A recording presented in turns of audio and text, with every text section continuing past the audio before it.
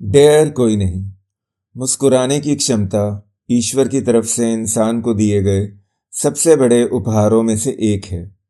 एक ऐसी स्पीशीज के लिए जो स्वभाव से ज्यादा नेक नहीं है। अगर इंसान किसी चीज में क्रूरता से ज्यादा माहिर है तो वो है अच्छी चीजों को भी खराब कर देना, वरदानों को श्राप में बदल देना।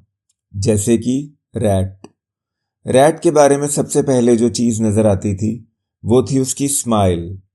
लिप्स के कोने ऊपर उठते थे, ऊपर के दांत सफेद और सधे हुए, नीचे के टेढ़े हल्के पीले। सब कुछ एक सामान्य स्माइल जैसा ही लगता था। लेकिन फिर उसकी आंखों में देखो, वहां एक उन्मत्त घमंड नाचता रहता था।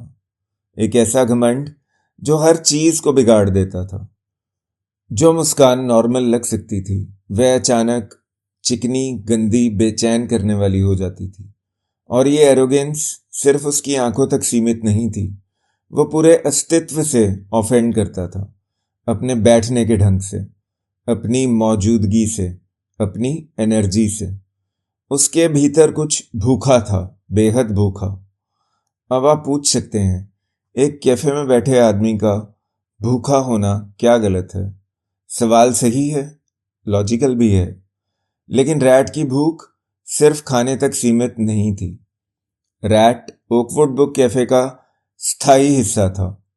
हमारे यहाँ काफी रेगुलर ग्राहक थे, लेकिन रैट सिर्फ नियमित ही नहीं था, वो ऑब्सेसिवली रेगुलर था। हर सुबह जैसे ही क्लोज्ड का बोर्ड ओपन में बदलता वो भीतर होता। सप्ताह के 7 दिन, सुबह 10:30 से लेके दोपहर के ठीक 3:45 तक। ना 1 मिनट पहले, ना 1 मिनट बाद।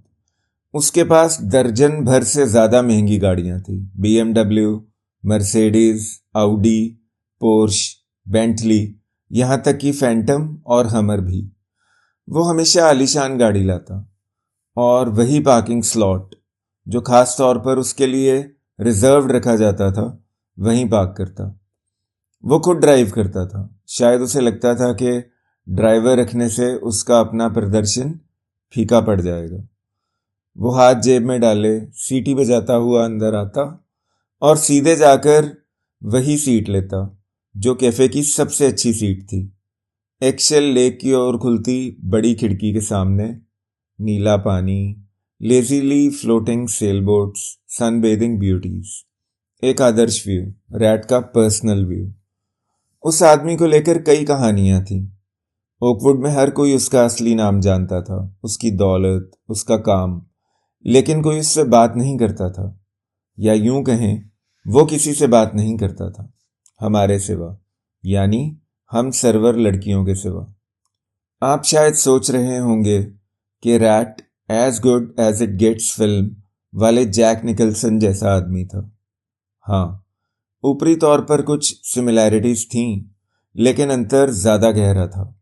जैक का किरदार नारियल जैसा था, बाहर से सख्त, अंदर से नरम। रैट वो नारियल था जो अंदर से सड़ चुका हो, तोड़ो तो बदबू बेहोश कर दे। जैक के किरदार को एक ही वेट्रेस पसंद थी। रैट की ऐसी कोई रिस्ट्रिक्शन नहीं थी। 30 से कम उम्र की कोई भी महिला चल जाती थी। हालांकि उसकी एक खास पसंद जरूर थी, मिस सोना संपत। लेकिन जैक में और रैट में असली फर्क, जैक के किरदार के पास रैट की वो स्माइल नहीं थी, और ना ही उसकी भूख। अब रैट की भूख की बात करें। वो 2 तरह की थी। पहली, साधारण भूख, खाना पीना। लेकिन वो खाता था जैसे कोई मोटा सुअर जिसके भीतर रिंग वर्म्स हों। जाने से पहले वो मेन्यू की हर आइटम ऑर्डर करता। उसके पसंदीदा एक्स्ट्रा स्पाइसी चिकन रैप्स और कॉर्न स्पिनिच सैंडविचेस हमेशा 2-2 आते। कॉफ़ी का तो हिसाब ही नहीं। फ्रापेज, लाटेज, एस्प्रेसोस, कैपेचिनोस कितनी, ये सिर्फ कैश रजिस्टर जानता था। और डिजर्ट्स, जाने से कुछ समय पहले वो मीठी चीज़ें ऑर्डर करता। मूसेस, पेस्ट्रीज, क्रेम ब्रूलेज, जैसे मिठाइयों की पूरी जाति का सफाया कर रहा हो। फिर लास्ट के 5 मिनट में वो अपनी आखिरी कैपेचिनो पीता और अपने प्राइवेट हरम में डूब जाता। उसकी टेबल पर बैठी सर्वर लड़कियां उसके खरीदे हुए ड्रिंक्स एंजॉय करते हुए रैट से ऐसे बातें करती जैसे वो उनका बेस्ट फ्रेंड हो। एक तरह से वो एक्चुअली उनका सबसे अच्छा दोस्त था, इमोशनली नहीं, फाइनेंशियली। उसकी रोज की टिप्स इतनी बेहिसाब थीं कि एक दिन में एक सर्वर महीने भर की तनख्वाह से भी ज्यादा कमा ले। पोर्ट एंड्रियास की लड़कियां वाइट कॉलर जॉब छोड़ छोड़कर ओकवुड आने लगी थी, हमारा ओकवुड कैफे, रैट शासित कैफे। और फिर वो गायब हो गया।